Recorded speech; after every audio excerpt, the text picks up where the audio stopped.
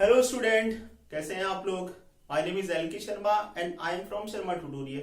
और last lecture में हमने डिस्कस किया था कॉलिगेटिव प्रॉपर्टी के बारे में, और उसमें हमने बताया था कि colligative property of property of solution which depends upon the number of solute particles. ठीक है, यानी जैसे जैसे आप सॉल्यूट के पार्टिकल्स को इंक्रीज करेंगे वैसे वैसे कॉलिगेटिव प्रॉपर्टी जो होगी वो भी इंक्रीज करेगी। और हमने ये बताया था कि कॉलिगेटिव प्रॉपर्टी जो होती है वो 4 टाइप्स की होती है। Relative lowering in vapour pressure, दूसरा हमने बताया था elevation in boiling point, depression in freezing point and osmotic pressure. ये 4 टाइप्स की कॉलिगेटिव प्रॉपर्टी होती है। तो हम फर्स्ट स्टार्ट करते हैं relative lowering in vapour pressure. ये हमारी फर्स्ट हेडिंग है कॉलिगेटिव प्रॉपर्टी में। ठीक है, देखिएगा सबसे पहली चीज सोल्यूशन, और सोल्यूशन में हमें मालूम है 2 कंपोनेंट होते हैं। ठीक है, पहला कौन सा, सॉल्यूट, जिसे हम डिनोट करते हैं बी से। दूसरा क्या होता है, सॉल्वेंट, जिसे हम डिनोट करते हैं ए से। क्लियर। सॉल्यूट जो होता है वो नॉन वॉलेटाइल होता है,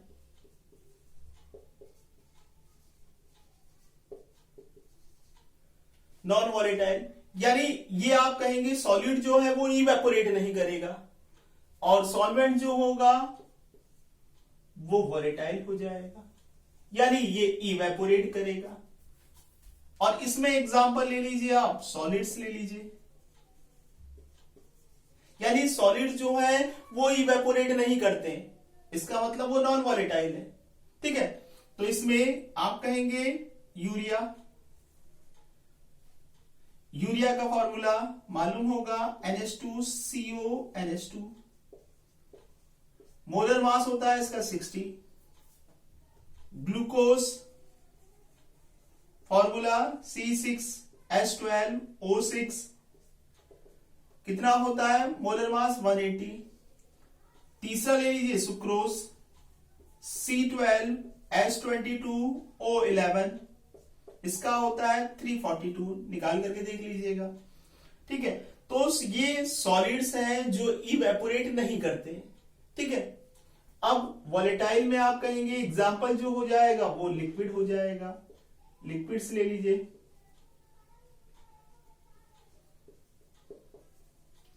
इसमें वाटर हो गया, इसमें मेथाइल अल्कोहल हो गया, इसमें एथाइल अल्कोहल हो गया, इसमें आप कह लीजिए बेंजीन हो जाएगी, इसमें आप कह लीजिए टोलुइन हो जाएगी। तो ये सारे जो हैं वो लिक्विड्स हैं, और ये सारे जो हैं वो हम कहेंगे इवेपोरेट कर जाते हैं। जब इवेपोरेट कर जाते हैं तो ये नॉन वॉलेटाइल कहलाएंगे।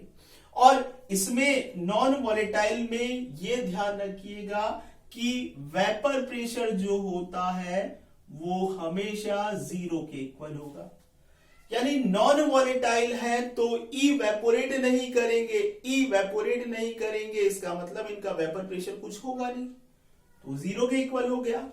और इसमें हम कहेंगे ये इवेपोरेट करेंगे, इसका मतलब इनका वेपर प्रेशर जो होगा नॉट इक्वल टू 0। ये आपको मालूम होना चाहिए।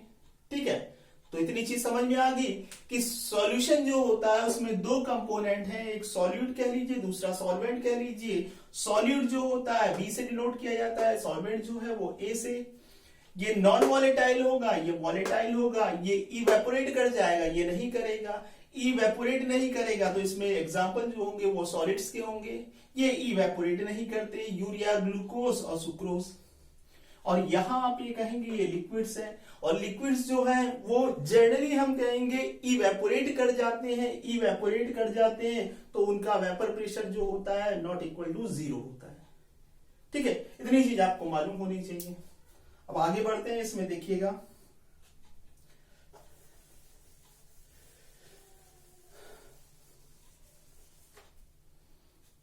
हमने क्या किया। सबसे पहले एक प्योर लिक्विड ले लिया, वो हम कह रहे हैं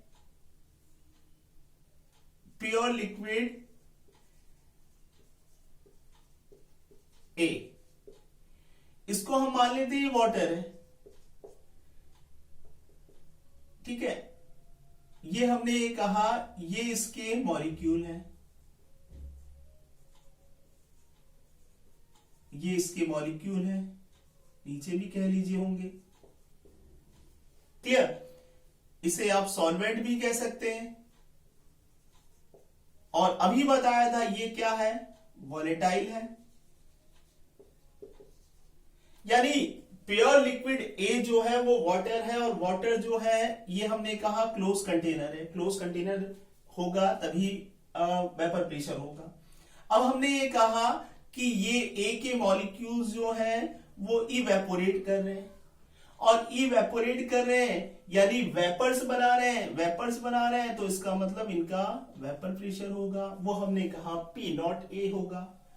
पी नॉट ए मीन्स क्या हो गया, ये हम कहेंगे vapour pressure of pure liquid A, ये हमने कहा।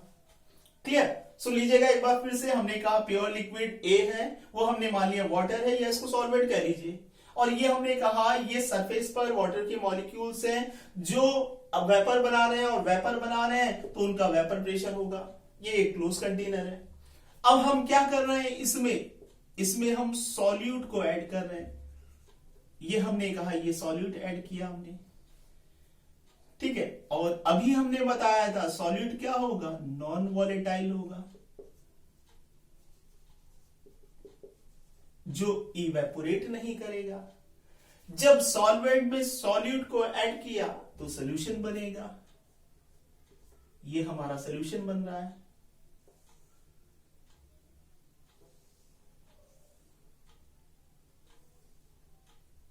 ये सॉल्यूशन हो गया, ठीक है। और सॉल्यूशन में ये हम कह रहे हैं ये ए के मॉलिक्यूल्स हैं सरफेस पर, और ए के मॉलिक्यूल्स के बीच में जो होंगे वो हम कहेंगे बी के मॉलिक्यूल्स भी होंगे। ये बी के मॉलिक्यूल्स हैं, ये बी के मॉलिक्यूल्स हैं, ठीक है। ये बी के मॉलिक्यूल्स हैं, और कुछ मान लेते हैं और नीचे ए के मॉलिक्यूल्स होंगे। अब आपको पता होना चाहिए कि सरफेस एरिया पर ए के मॉलिक्यूल्स तो थे ही, लेकिन उसके अलावा बी सॉल्यूट नॉन वॉलेटाइल के मॉलिक्यूल्स आकर के सिचुएटेड हो गए। यानी इनके बीच में, ए के बीच में जो स्पेस था उसको सॉल्यूट बी के मॉलिक्यूल्स ने कवर कर लिया।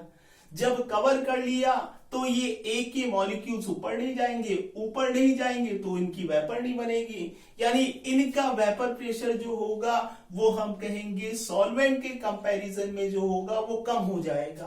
तो ये ए के मॉलिक्यूल्स की जो है वो वेपर कम बनेगी, और कम बनेगी इसका मतलब इनका वेपर प्रेशर जो होगा वो कम हो जाएगा। अब कम क्यों हो गया, एक बार फिर से सुन लीजिएगा इस चीज को, अच्छी इंपॉर्टेंट चीज है। हमने कहा प्योर लिक्विड ए है, वाटर मान लिया, या इसको सॉल्वेंट कह लीजिए, वॉलेटाइल है। अब ये ए के मॉलिक्यूल्स हैं, ए के मॉलिक्यूल्स जो है वो वेपराइज करेंगे या इवेपोरेट करेंगे, उनका वेपर प्रेशर पी नॉट ए रहेगा, ठीक है। अब इसमें हमने कोई नॉन वॉलेटाइल सॉल्यूट को ऐड किया, सॉल्यूशन बना। सॉल्यूशन बनने के बाद हम कहेंगे सरफेस पर जो है ए सॉल्वेंट के मॉलिक्यूल्स तो होंगे, लेकिन साथ साथ हम कहेंगे बी सॉल्यूट के मॉलिक्यूल्स भी होंगे जो ए का स्पेस है उसको कवर करेंगे। यानी ए मॉलिक्यूल्स के बीच में जो स्पेस है उसको कवर कर लेंगे।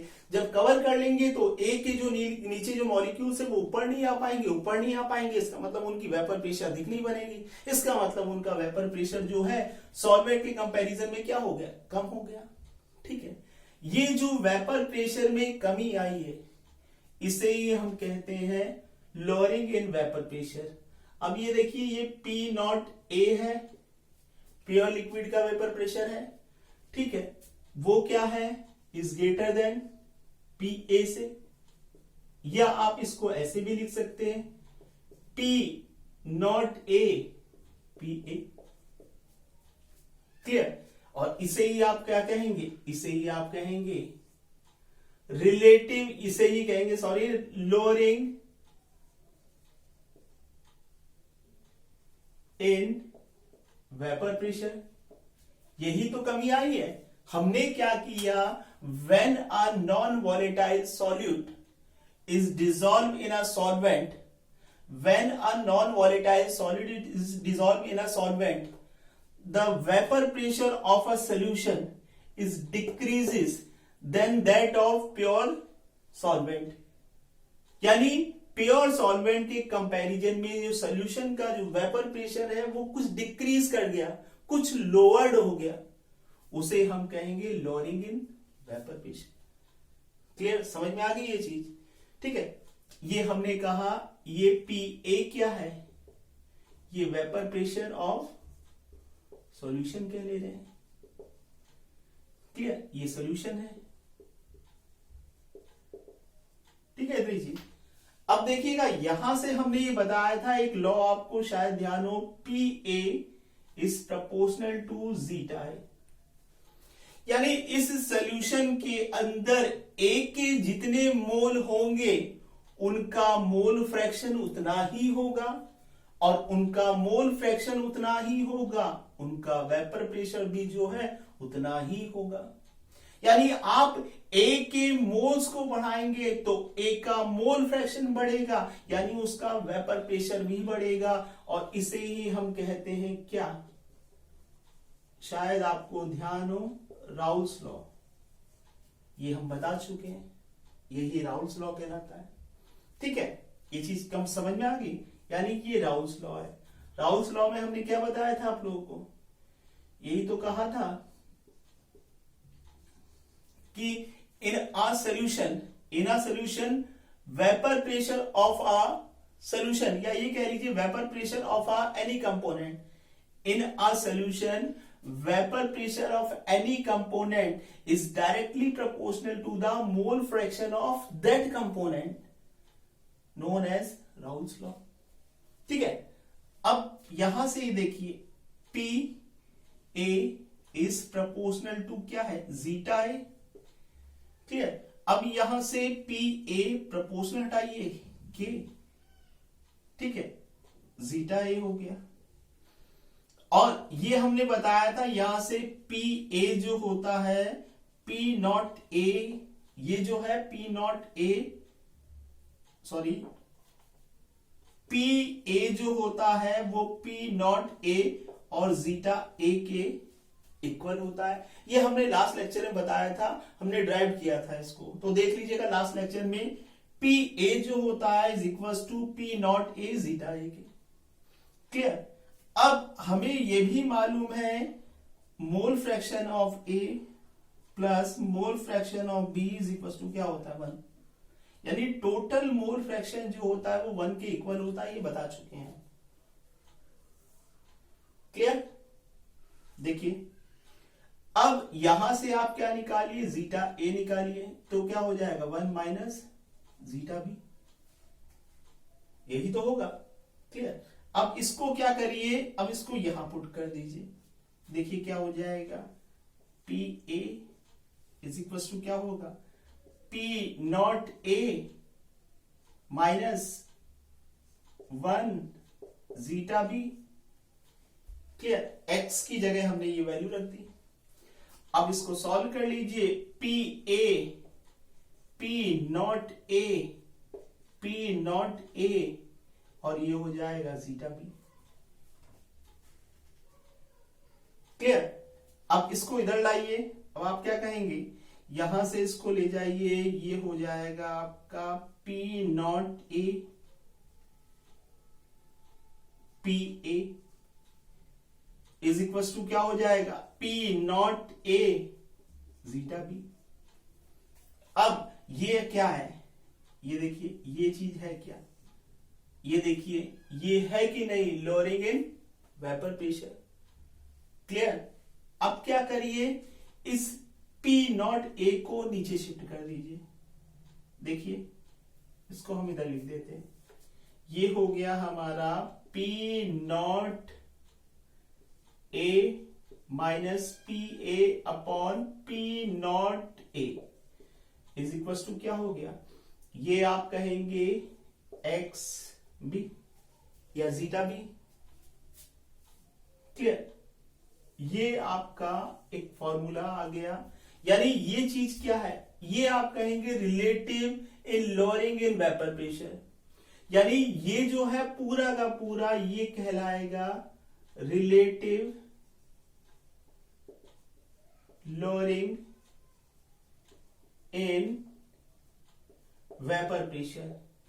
वो क्या होता है, ratio of lowering of vapour pressure, यानी relative lowering in vapour pressure क्या है, ratio of lowering of vapour pressure and vapour pressure of pure solvent known as relative lowering in vapour pressure. और ये किसके इक्वल है, ये आप कहेंगे मोल फ्रैक्शन ऑफ बी या मोल फ्रैक्शन ऑफ सॉल्यूट के। इसे आप कह सकते हैं ये एक तरह से राउल्स का लॉ भी है। क्लियर। तो ये आपके सामने आ गया P naught A minus P A upon P naught A is equal to zeta B. आप ये कह सकते हैं कॉलिगेटिव प्रॉपर्टी, अभी हमने बताया था कॉलिगेटिव प्रॉपर्टी जो है वो किस पर डिपेंड करती है, number of solute particles, solute के पार्टिकल्स पर डिपेंड करती है। यानी आप यही तो कहते हैं वो क्या है, यहां से इस प्रोपोर्शनल टू ये क्या हो गया, relative lowering in vapour pressure, ये हो गया। और किसके इक्वल है, ये आप यही तो कह रहे हैं, इस प्रोपोर्शनल टू सॉल्यूट के मॉलिक्यूल्स के। तो कॉलिगेटिव प्रॉपर्टी जो है वो सॉल्यूट के मॉलिक्यूल्स पर डिपेंड कर रही है कि नहीं कर रही है, तो आप ये कहेंगे ये एक कॉलिगेटिव प्रॉपर्टी हो गई। यानी जितना आप कॉलिगेटिव प्रॉपर्टी को बढ़ाएंगे उतना relative lowering in vapour pressure बढ़ेगा। ठीक है, उतना ही relative lowering in vapour pressure होगा, बढ़ेगा नहीं, उतना ही होगा। क्लियर, ये चीज आपको मालूम होनी चाहिए। बस यही तक रखते हैं इसको, है ना। Thank you.